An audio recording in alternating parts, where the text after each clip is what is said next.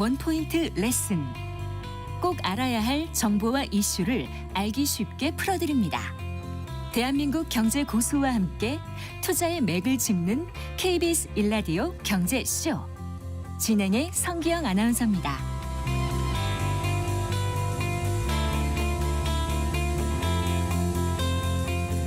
4시 18분입니다. 한미 관세 협상이 계속 이어지고 있는 가운데 미국의 압박이 거세지고 있죠.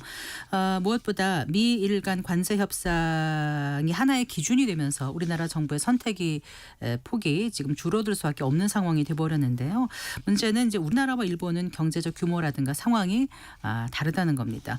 현재 상황을 제대로 들여다보고 이 꽉 막힌 관세 협상 어떻게 풀어나가야 할지 고민해 보겠습니다. 이창민 한국외국어대학교 융합 일본 지역학부 교수 스튜디오에 모셨습니다. 반갑습니다, 네, 교수님. 반갑습니다. 이창민입니다. 안녕하세요. 네. 이제 미국의 우리나라에 대한 관세 협상 압박, 점점 좀 더 거세지고 있다는 느낌을 많은 분들이 받으실 거예요. 근데 이제 미국의 요구가 이 미일 관세 협상이 이제 기준이 된 것 같기도 하고요. 그래서 일단 미일 관세 협상 내용부터 오늘은 좀 살펴봤으면 합니다. 공개된 내용을 보니까 생각보다 미국의 이익이 더 많이 반영된 게 아닌가 이렇게 느껴지거든요. 좀 이야기해 주실까요? 예, 한마디로 미일 불평등 조약이라고 정리를 할 수가 있고요. 많이 이제 언론을 통해서 알려져 있습니다만 일단 미국의 경제 국가안보 이익을 위해서 일본이 5,500억 달러를 투자한다. 인데 특수 목적 법인, 그러니까 프로젝트마다 법인을 하나 설립을 해서 미국이 관리를 하고 트럼프 임기가 2029년 1월 달에 끝나는데 그때까지 다 투자해야 됩니다. 5,500억 달러를. 그리고 어디에 투자할지는 결국엔 트럼프 대통령이 결정을 하는데 그 투자위원회라는 이제 형식을 통해서 추천을 하는데 그 투자위원회는 미국 상무장관이 의장을 맡아서 미국이 관리하고요. 그 투자위원회에 조언을 할 수 있는 협의위원회에 미일이 동수로 이제 구성돼서 들어가는. 그러니까 일본은 사실상 어디에 투자할지에 거의 영향을 미치기가 어려운 그런 구조입니다. 그래서 트럼프가 일단 어디에 투자하겠다고 결정을 하면 45 영업일 이내에 돈을 넣어야 돼요. 미국 집 달러로 그렇죠. 계좌로 입금을 해야 되고 만약에 입금이 지연되거나 입금을 안 하면 관세가 인상될 수가 있습니다. 그래서 뭐 원금이 회수될 때까지는 수익금을 5대 5로 나누지만 원금 회수가 끝나면 9대 1로 미국이 다 또 가져가고요. 이 프로젝트를 할 때 공급 업체나 벤더들은 외국 기업 중에서는 일본 기업을 우선 선택을 한다 정도가 이제 일본이 가지고 온 어떤 베네핏이 되겠고요. 중요한 건 이 양해각서는 법적 구속력이 없습니다. 권리도 없고 의무도 없고 서면 합의로 언제든지 수정할 수 있고요. 중단하고 싶으면 중단도 가능합니다. 그런데 이건 완전히 일본보다는 미국 측에 유리한 조항이죠. 미국이 원하면 뭐 서면 합의로 수정하고 어떤 분쟁이 있을 경우에는 미국 마음대로 하겠다는 뜻이니까 굉장히 불평등한 조약이다 이렇게 볼 수 있겠습니다. 뭐 자금 제공을 지연하거나 거부할 경우에 관세가 다시 인상될 수도 있다. 이런 조항도 포함되어 있다면서요. 그러니까 보복 조치가 들어 있습니다. 투자에 관련된 모든 결정권 미국 대통령한테 있고 언제든지 주가 관세가 인상될 수도 있고 일본 기업들의 참여는 거의 뭐 거의 없다고. 그렇죠. 일본 기업들이 지금 참여하겠다라고 이야기한 경우는 이제 알래스카 LNG 개발에 관심을 보이고 있는 기업이 있다고는 하나 그게 확실히 확인된 건 아니고요. 일본 측에서도 굉장히 이제 이 누가 과연 참여를 할까. 그래서 일본은 지금 일본 기업뿐만이 아니라 제3국 기업, 대만의 TSMC나 다른 나라 기업들도 참여하는 방안을 생각하고 있습니다. 투자 이익의 배분에 있어서 절대적으로 좀 불공평하다는 생각이 들어요. 그래서 교수님께서 이 불평등 조약이다라는 표현을 하신 것 같은데 이게 이제 관세 협상이 공개돼서 정작 일본 내 반응은 어떤지도 궁금해요, 교수님. 생각보다 일본의 국민들 반응은 차분한 편입니다. 이렇게 물론 이제 온라인에서 불평등하다, 미국의 일방적으로 유리한 조약이다라고 이야기는 많은데 그래도 일단은 정부가 미국가 했으니까 좀 믿고 맡기는 뭐 이런 분위기가 좀 있고요. 우리가 28일 날 후지 테레비 제가 어제 일본에서 왔는데 그러셨어요? 28일 날 테레비를 보니까 5명의 후보가 나와서 토론을 했었는데요. 무슨 지금 후보죠? 자민당 총재정하고 총재. 이제 총리가 되는 거죠. 네, 네. 5명의 이제 후보가 나와서 토론을 하는데 미일 무역 합의에 대해서 문제 제기를 한 사람은 딱 한 사람 있더라고요. 다카이치 후보. 우리가 이제 극우라고 알고 있는 강경 보수 이미지에. 그러니까 4명의 후보는 뭐 서로 윈윈 하는 뭐 이런 식의 이야기를 했기 때문에 딱 요 정도가 지금 일본의 어떤 여론이 아닐까. 5명의 후보 중에서 1명 정도가 문제 제기를 하는 정도 우리가 볼 땐 좀 이해가 안 되죠. 이렇게 불평등한 조약을 맺었는데. 우리는 이해가 안 되는데 그러면 일본은 왜 그런 협상을 했을까요? 예. 이게요. 그 일본이 지난 이제 1월 달에 이시바 총리하고 트럼프 대통령이 처음 만났을 때부터 일본은 투자를 하겠다고 자꾸 얘기를 했어요. 그러니까 관세 대신에 투자, 관세를 투자로 프레임 전환하려고 했고 이시바 총리는 지금 현재 일본이 미국에 8천억 달러 정도 누적 투자를 하고 있는데 여기에 한 2천억 더 얹어서 1조 달러까지 하겠다. 그 정도 된다는 거죠. 네. 2천억 달러 정도 더 하겠다고 얘기를 했는데 그게 나중에는 2천억 달러가 4천억 달러가 되고 최종적으로는 5,500억 달러가 된 거예요. 그래서 이 금액이 사실은 엄청나게 많은 금액인데 그럼에도 불구하고 일본은 왜 자꾸 투자로 전환하려고 했냐면 사실 일본이 투자 대국입니다. 일본이 1985년 플라자 합의 이후에 엔고를 피해서 해외로 투자를 계속 해왔거든요.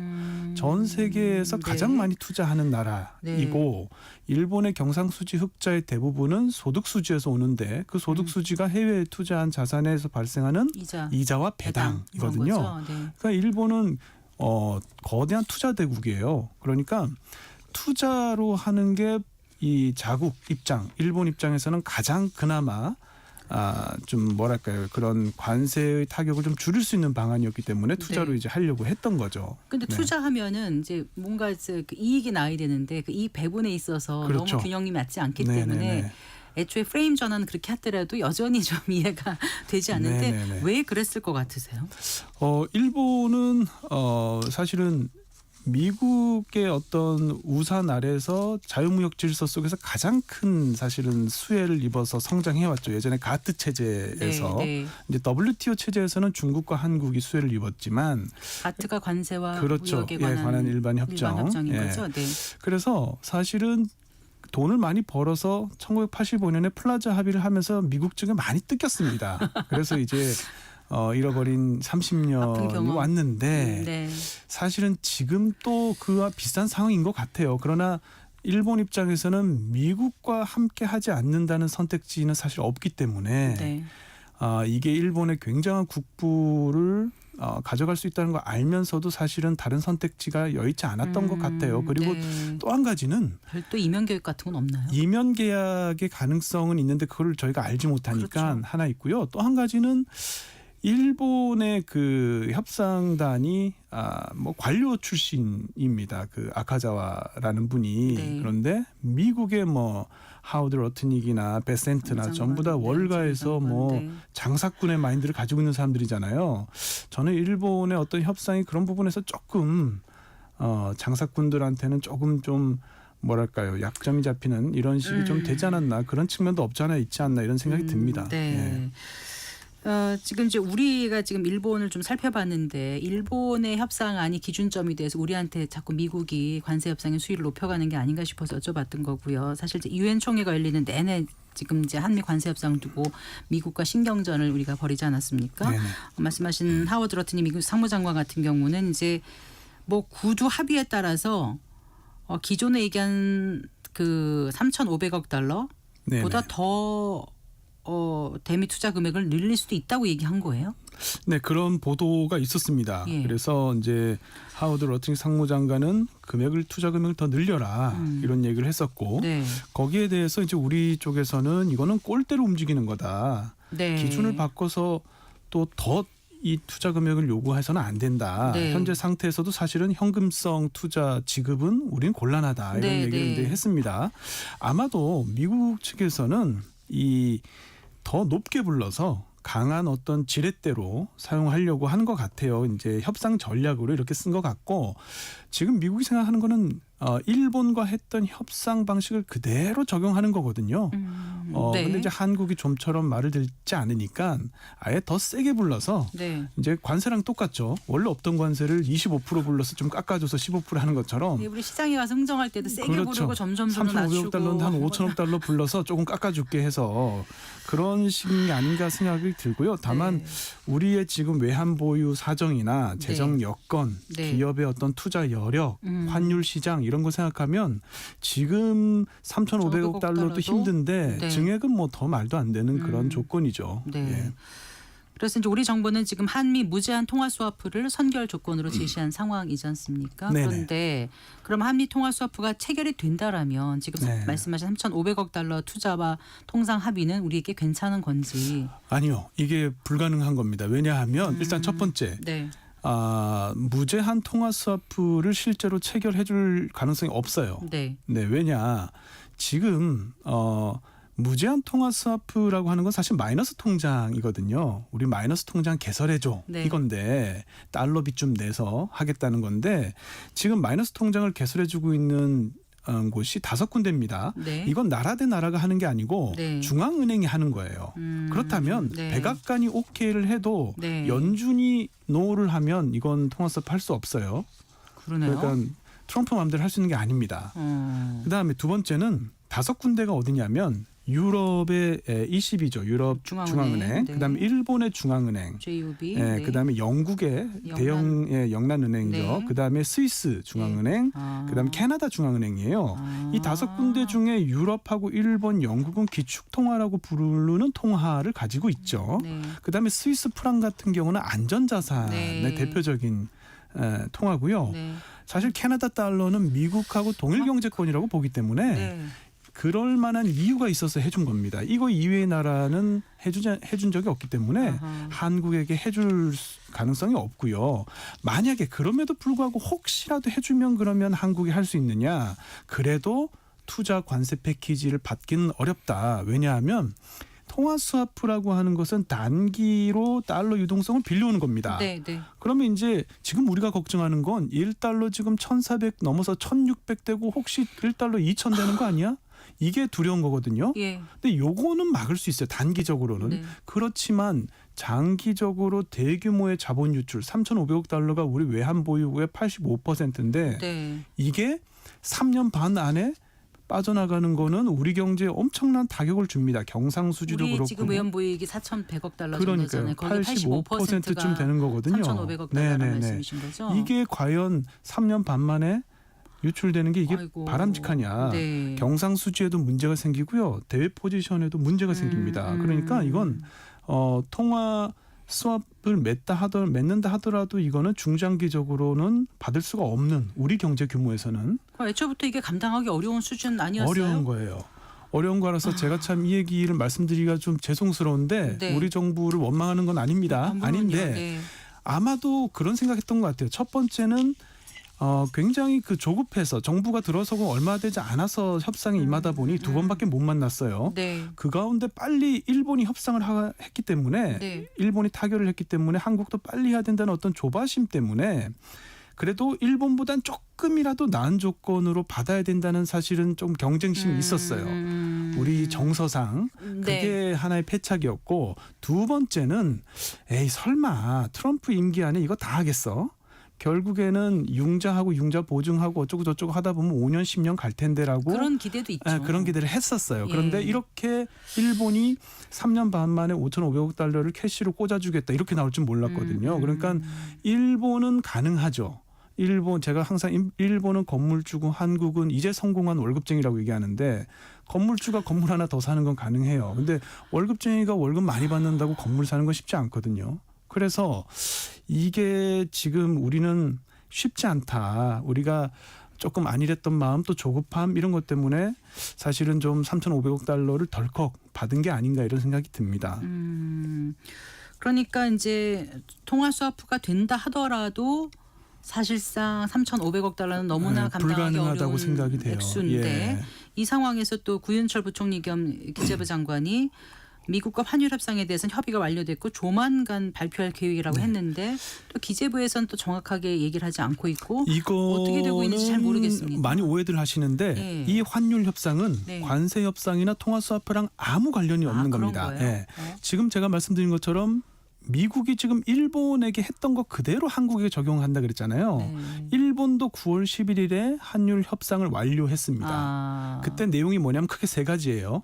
첫 번째, 미국 재무부와 일본 재무성은 외환 및 거시 정책 분야에서 긴밀히 협의하겠다 앞으로도. 네. 두 번째는 환율은 시장에서 결정돼야 된다. 그 얘기였어요. 네, 그다음 세 번째가 뭐 질서 없는 움직임은 개입 대상으로 고려할 수도 있다. 굉장히 원론적인 얘기잖아요. 그렇군요. 그러니까 이거를 이제 우리하고도 이 수준에서 했다는 얘기입니다. 그러니까 아마도 한국을 환율 조작국으로 지정하거나 하는 그런 부분에서 아마 조작국으로 지정하지 않는다 정도가 아마 내용으로 예. 발표될 것 같아요. 그러니까 시장에서 기대한 내용하고는 다른 네, 내용이었군요. 네. 네.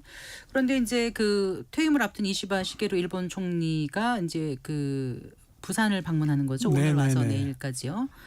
여기 이제 이재명 대통령도 네, 가서 이제 맞습니다. 만나는 거로 알고 있는데 네. 이 만남이 어떤 의미를 가질까요? 사실 이시바 시게루 총리는 지금 임기가 이제 끝나고 10월 4일에 이제 새로 총재 선거가 지금 예정돼 있습니다. 네네. 그렇다 보니까 사실은 뭐 어떤 큰 의미를 가지고 있다기보다 일단은 8월 23일 날 이재명 대통령이 이시바 총리를 방문했기 때문에 셔틀 외교 차원에서 이제 네. 답방을 하는 거고요. 예. 이제 본인이 한국과의 관계 개선을 굉장히 자기의 큰 치적으로 생각하기 때문에 그걸 이제 끝나기 전에 한 번 더 강조하고 자신의 뭐 업적을 좀 이렇게 남기고 싶은 이런 것도 있을 거고요. 네. 그래서 뭐 크게 의미가 있다고 보기는 어렵다.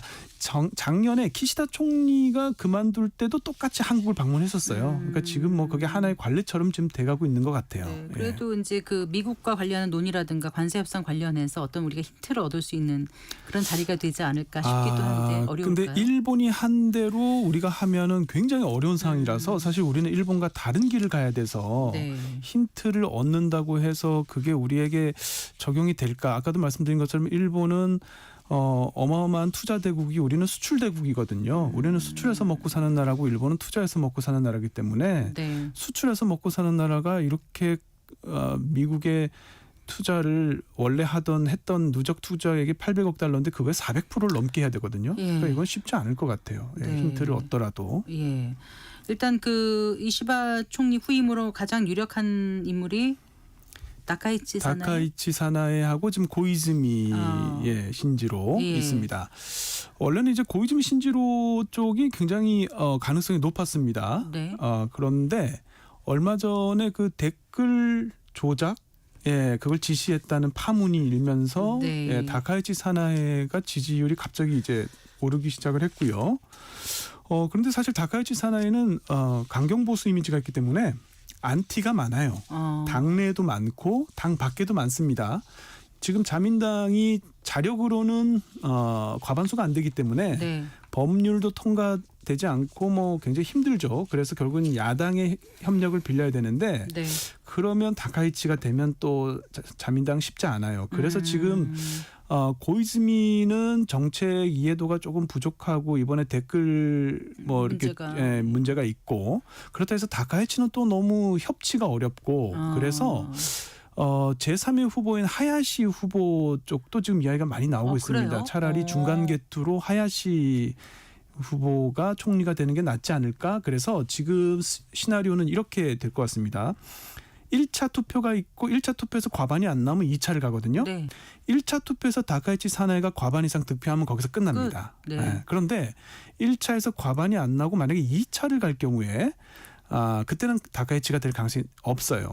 고이즈미나 하야시 중에 아마 후보 단일화를 그 전에 아마 해서 네. 2위 후보가 총리가 될 가능성이 있다. 지금 이제 그렇게 누가 보이거든요. 되느냐에 따라서 한일 관계에 좀 영향이 있을까요? 영향이 좀 있지요. 고이즈미 같은 경우에는 사실은 한국을 언급하고 있거든요. 파트너로서 굉장히 중요하고 한일 관계를 우호적으로 유지해야 된다고 얘기했고요. 하야시도 키시다 이시바 노선을 유지하겠다고 했으니까 기본적으로 네. 한국과는 우호 관계 유지. 다카이치도 한국을 싫어하지 않습니다. 반한은 아니에요. 다카이치는 반중입니다. 중국에 대해서 굉장히 강경하고요. 네. 친미, 예. 친타이완이거든요. 네. 그래서 한국에 대해서는 사실은 그렇게까지 한국을 뭐 개인적으로 싫어하거나 하는 건 아닌데 다만 워낙 강경 보수 이미지고 또 야스쿠니 신사는 분명히 참배를 할 거기 때문에 야스쿠니 신사 참배를 하면 한국하고는 또 조금 그런 갈등이 얼마든지 일어날 수 있어서 조금 네. 다카이치가 되면 한일 관계 조금 힘들어질 수도 있다 이렇게 보입니다. 네, 알겠습니다. 자, 그러면 이제 한미 통상 협상 이게 어떻게 풀어가면 좋을지 교수님 좀 예, 의견을 주세요. 어제 그제 워싱턴에서 미국 전문가들이 그 얘기를 하더라고요. Winter is coming. 겨울이 오고 있다. 트럼프 시기에는 미국을 포함한 전 세계가 버텨야 된다라는 얘기를 했는데 그럼 버틴다는 게 뭐냐. 우리가 사실은 뾰족한 수는 없습니다. 그런데 지금 당장 3,500억 달러 조달도 무리예요. 그렇다면 올 연말 또는 내년 초까지 지금 트럼프의 그 관세가 지금 그 합법성 여부가 법정에서 다뤄지고 있죠. 그래서 대법원 판결이 나올 것이고 네. 또 한 가지는 트럼프 관세 영향이 본격화되면 물가가 또 치솟을 수도 있거든요. 네. 그렇게 되면 트럼프가 지금의 정책을 계속 밀고 나가기도 좀 부담스러운 측면이 있을 거예요. 미국 내에서의 네, 물가도. 미국 내에서. 그러니까 예. 결국에는 미국 내에서 어떤 변화가 생길 때까지 우리가 조금 힘들지만 버티면서 좀 네. 끈질기게 협상을 해나가야 되지 않을까. 미국의 태도 변화가 일어날 때까지 이런 생각. 입니다. 그러니까 워낙 우리가 3,500억 달러를 받기도 그렇고 안 받기도 뭐한 상황은 분명합니다. 네. 네. 그러니까 기업들은 뭔가 좀 빨리 나와야 그렇죠. 불확실성이 빨리 제거돼야 되기를 되는데. 바라긴 하지만 또 그런 말씀하신 그런 포인트를 그럼요. 짚어보면 또 무조건 빨리 해서 네. 서둘러서 끝내는 것은 능사가 아닐 수도 맞습니다. 있다. 네, 네, 이런 네. 생각이 드네요. 네. 네, 말씀 잘 들었습니다. 고맙습니다. 네, 감사합니다. 자, 이창민 한국외국어대학교 용합 일본 지역학부 교수와 얘기 나눠봤습니다.